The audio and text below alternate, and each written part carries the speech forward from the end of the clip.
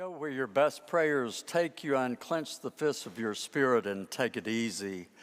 Breathe deeply of the glad air and live one day at a time. Know that you are precious and learn to trust. Amen.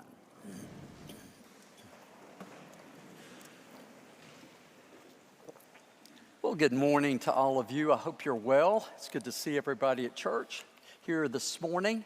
And hello to Tom and Carrie, and I can go through the long list who have joined us on YouTube and Channel 12. Good morning to all of you as well. So I have a question this morning that's really important that you answer. Have you been good this week? Because if you've been good, you're going to get this sermon. If you've been bad, you're going to get this sermon. It's your call. Jim, what do you think? It's your call. I'll let Jim decide. Jim says you've been good. Okay, he's an optimist. I'm an optimist too. Maybe we need to have a do-over. When I said this to Jason, his jaw dropped. Because I was going to get the choir to get up and sing that hymn again with different words. In fact, I'm sorry to tell you this, but the right words for this Sunday. You with me? So let me explain. There's something that humans do. There's an actual name to it. It's a psychological kind of effect. It's very common to all of us. That when we see something, it imprints on us. And it imprints in a way that sometimes we missee it. We remember it incorrectly. It's just the strangest thing in the world. And individuals do it and groups do it. And it just keeps happening. It's happened all through history, and it's happened again. Because today is the fourth Sunday of Easter, right? Since probably the 2nd or 3rd century, this has been Good Shepherd Sunday. And that's what we're singing, right? My shepherd will supply my need. Well, it's interesting we call it Good Shepherd Sunday because today, Jesus doesn't say that. What he actually talks about is something else. Today, he does talk about sheep and shepherds, right? And we think Good Shepherd. But it's not today. That's another time. Today, he's doing something else. So let's look at that for a second. Actually, the passage, and I'm not going to make you go through all this. Us church nerds think about this stuff the week or two. What's going on is Jesus is talking to people who are listening to him.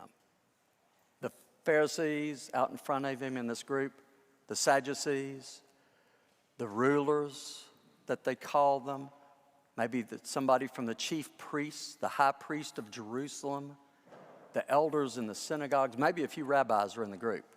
So you get that? So it's like y'all are all those people, and Jesus is talking to them, but he's talking to them. And he says to them, listen, the sheep, you pin them up, to keep a hold of them, and there are lots of different sheep in there, but all those sheep know their shepherd's voices. They know them, and they trust those voices. And those people are trustworthy. You catch it? This is one of those times to remember something really important. Jesus was Jewish. He's not disparaging Judaism.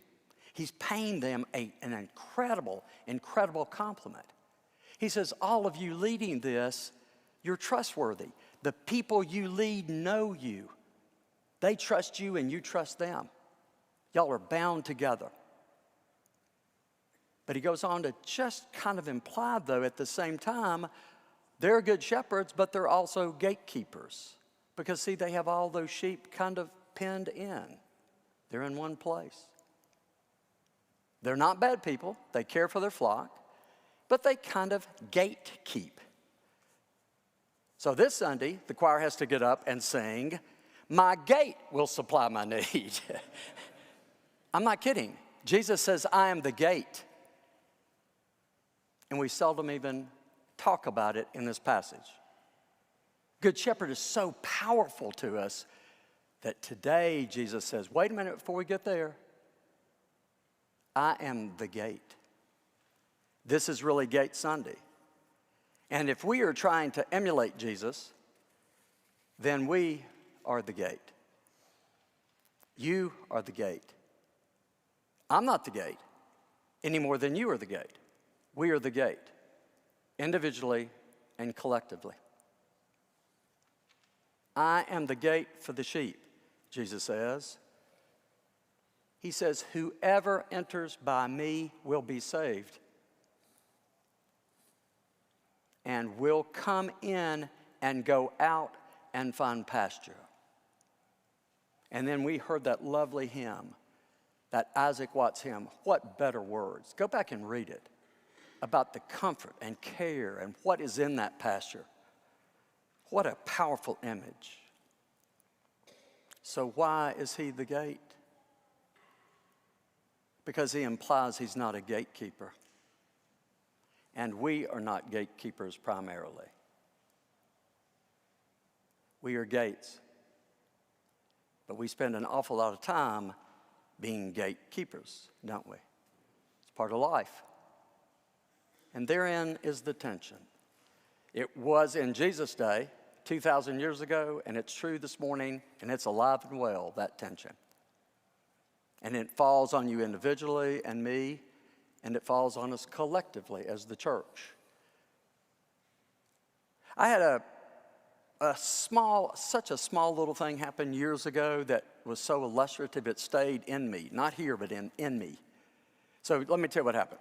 Some years ago, many years ago when I was young, that's been a bunch of years, Jim Sanders, my boss, the dean of the cathedral, took a bunch of young clergy and we went to Alabama and we went to a convent to do a spiritual retreat.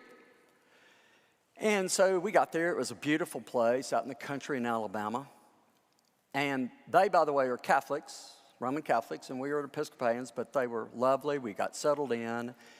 And so then we sat down at dinner, and we were the only people there besides the nuns, and we were by ourselves. But when we sat down, all of a sudden, 3 nuns appeared and sat down with us.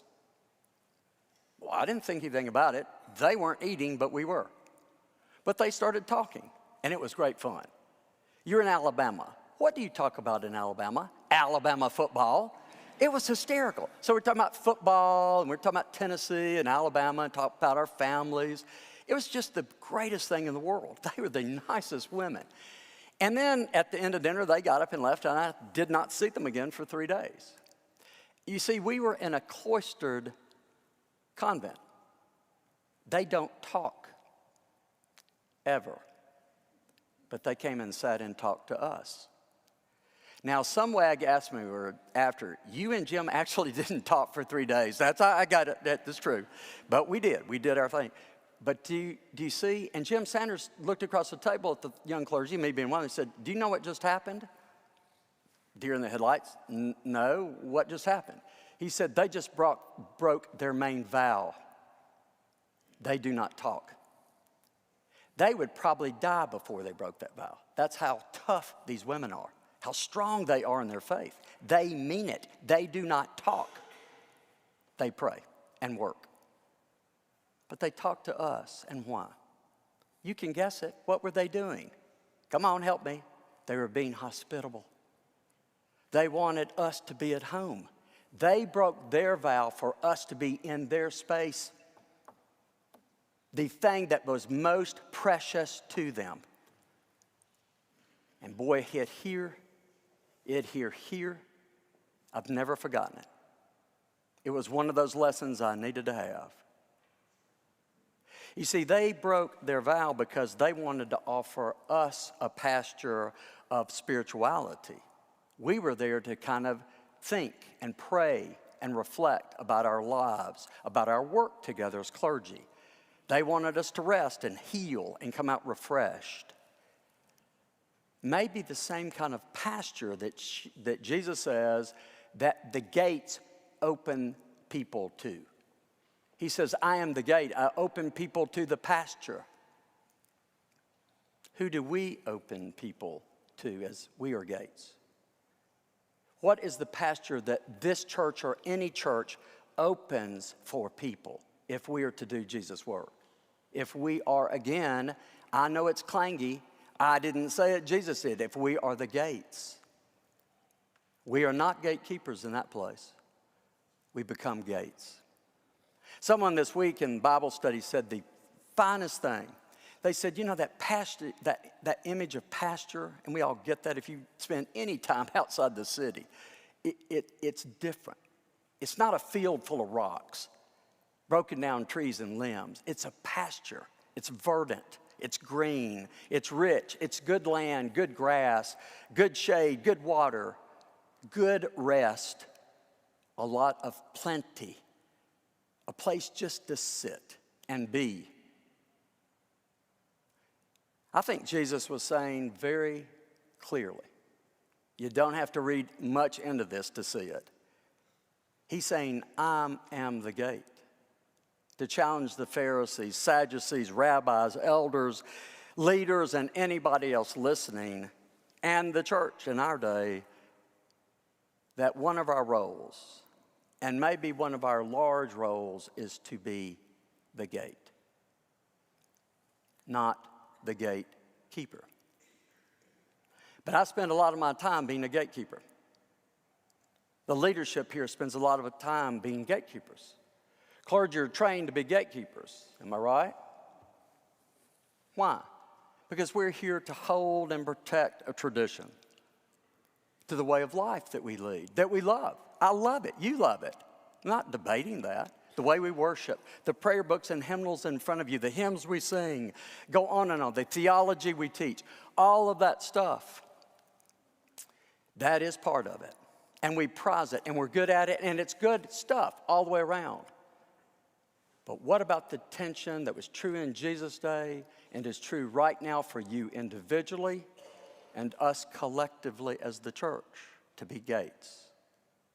I remind you that Jesus said, I can close the gate, but I open the gate to the pasture. It's not coded language, it's clear. Gates are open. If we do our job, the church is open. It is not closed to people. It is open to everyone, as Jesus was open to everyone. Everybody came to Jesus. And they kept saying, you're not supposed to talk to those people. They kept coming anyway. He was so open, it's frightening. And it may scare us a little bit to walk in that place as well. It is a tension. Gatekeeper or the gate? See, gates are open, aren't they? And why do we open gates here? And we do. Because we want to let people in. Anyone who needs in is welcome. The doors are open. Now, you have to funnel through a few places for security. We live in the 21st century, but the doors are open. We don't check IDs, credentials at the door, theological appropriateness. That is not what we do. I want to give y'all some hope. We are the gate in that way. We open gates to help each other, and all of us find a spiritual home. But it's not necessarily here. Many people, some of you this morning, are sojourning, a place to a place where you will belong, a place to a place where you will have identity, a place to a place where you will be accepted, a place to a place where you will be needed. That's what we do. We do it well. We don't possess and hold on to each other. Jesus was saying, be a gate. Open them to the pasture, wherever it leads. We are open so that people will find God. That God, raised from the dead, who's alive in our lives, alive in this world, just as alive out that door as alive in this building. Jesus was reminding the gatekeepers of that notion. And we are open gates because open gates open hearts and minds to look at some things, to look at what might be as well as what has been. That's hard for me to say. I've been an Episcopalian for 68 years. This is my home. But I know that as Jesus was looking, I need to look. Jesus looked to the future. He said, God is in the future. God is in our past. That's why we're here. We don't debate that. We don't need to. Thank goodness. I'm not wrestling with you whether God's here or not. God is. God is present. But God is our future all the time. I know one thing theologically, I bet you do. That truly significant about Jesus was this. He had this ultimate respect for the tradition, the wealth, the depth, the heritage, the length of time that Judaism has been in existence. You realize when he came along, Judaism had been 2,000 years old. You are aware of that. It just wasn't an upstart. He was part of something that was 2,000 years old. And at the same moment, Jesus was able over and over again to ask that question. Well, what is God doing with our faith now? And what would God like us to do with it tomorrow? Constantly walking that walk. So don't miss it. We are the gates. But don't miss it either.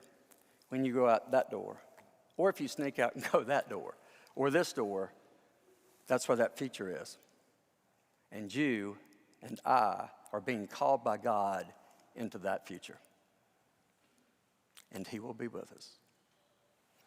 Amen.